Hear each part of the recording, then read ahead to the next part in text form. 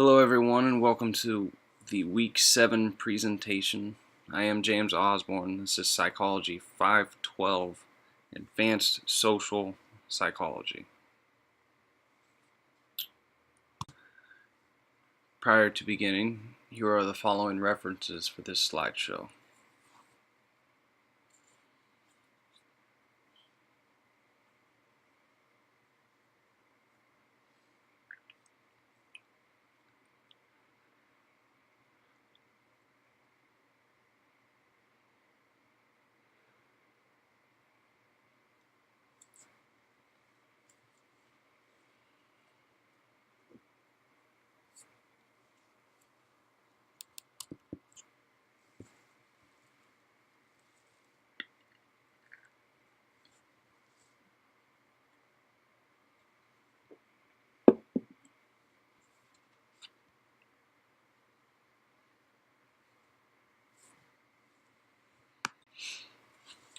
In summary of this week's reading, we begin first with aggression. As discussed within the social psychology readings, aside from the small majority which was briefly mentioned within this week's readings, violence and aggression exist across all cultures and societies. There is no one singular causation of aggression. Anger and aggression may be the result of numerous factors within one's life. This may range from socioeconomic status to situational influences. Given there is often no immediate understanding of aggression causation, there are a number of suggestions for the reduction of aggression and violence. Possibly the most important of these suggestions is education. Next, we have symbolic interactionism. The best manner in which to understand symbolic interactionism is that individuals behave based upon what they believe rather than what is true. This is not accomplished with the individual intent to avoid or alter reality, but with the intent to better understand the world. With the individual's intent to assign meaning to a person or object, this meaning is derived from social experiences.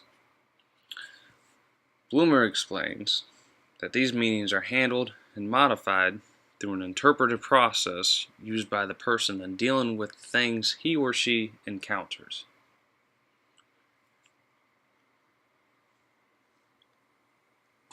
Following, we have parenting behavior. This is taken from the article in this week's reading, and this article discusses the negative effects bullying has on adolescents. Both victims and those who both bully and are victims are more likely to be exposed to negative parenting behavior, including abuse, neglect, and maladaptive parenting. The result of this research: the effects were generally small to moderate for victims, but moderate for bullying and victims. Positive parenting behavior including good communication of parents with the child, warm and affectionate relationships, parental involvement and support, and parental supervision were protective against peer victimization. Subjective socioeconomic status causes aggression. Again, taken from the article in this week's reading. The article and the research conducted within seeks to explain a direct correlation between an individual's socioeconomic status and aggression. Proposed is that the feeling of being disadvantaged directly relates to aggression. Findings explain that compared to a medium socioeconomic status condition, participants of low subjective socioeconomic status were more aggressive rather than participants of high subjective socioeconomic status being less aggressive. Moreover, low socioeconomic status increased aggressive behavior towards targets that were the source of participants' experience of disadvantage, but also toward neutral targets.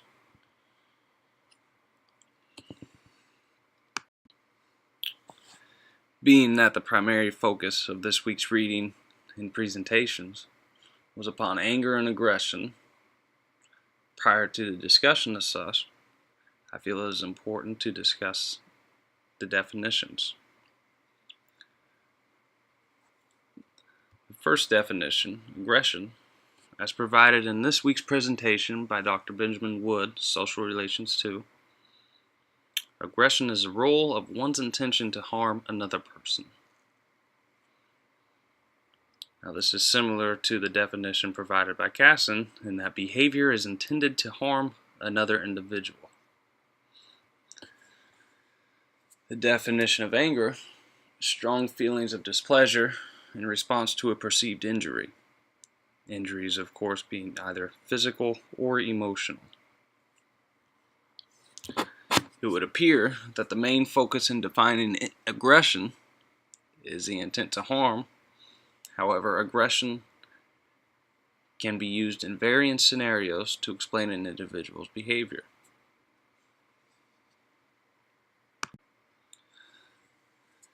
There are two types of aggression as explained in this week's readings. The first of which, proactive aggression, involves a means to an end, or the attainment of a personal goal.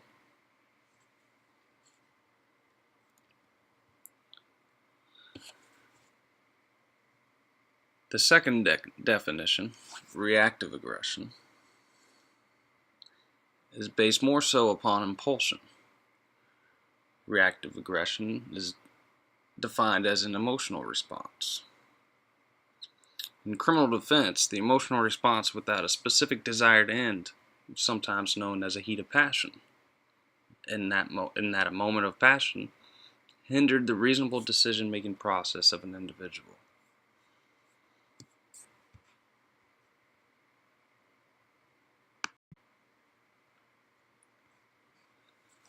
Societal comparisons. Violence and murder rates across societies.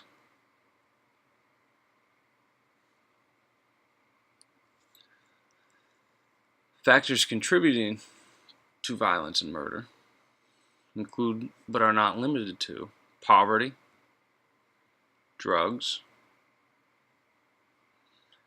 political and social unrest, and the availability of firearms. Areas with the highest income inequalities tend to have the highest rates of violence. This may be a direct result of a lack of education or social programs available to those within those societies.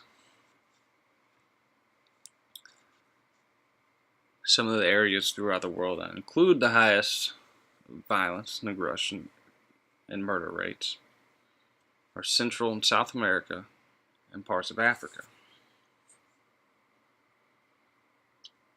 Considering the United States, murder rates vary drastically by region. Some of the highest murder rates in the U.S.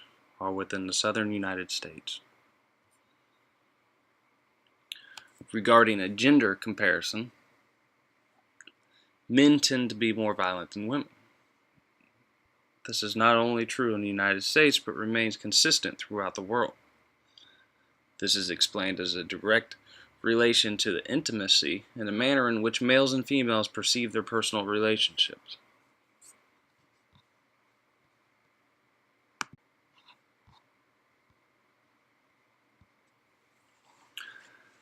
Frustration and aggression. The frustration-aggression hypothesis. This idea explains that frustration always elicits the motive to aggress, and all aggression is caused by frustration. Displacement.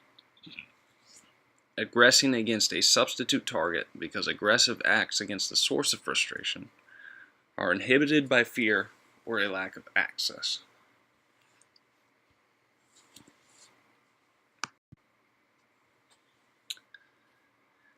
Violence in the media. There have been a number of examples throughout the years that relate violence to the exposure of video games, violent movies, and media. One of the most well-known took place in 1999, the Columbine shooting. following the shooting, the individuals involved were related to the music of Marilyn Manson. Also, it was proposed that the individuals involved in the shooting modeled their trench coat attire off of specific scenes within the movie The Matrix. Other examples are the bombing and shooting in Norway in 2011, in which the individual involved claimed to have played video game Call of Duty Modern Warfare 2 up to 16 hours a day. Another well-known video game that has claimed to have been the result of violence is Grand Theft Auto. It appears that the glorification of violent crimes by the media and their desire for ratings has come at the sake of exposing the viewing audience to a myriad of violence.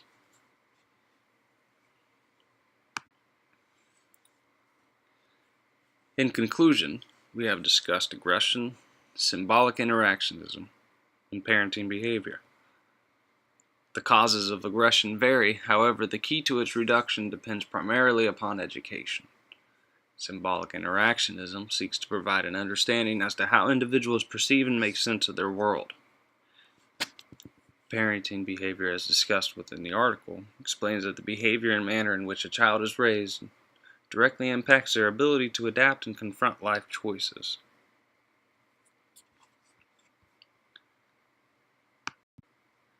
Finally, here are this week's questions. How might one's perception of societal values influence aggression or violence? Does the integration of faith inhibit or promote such behavior?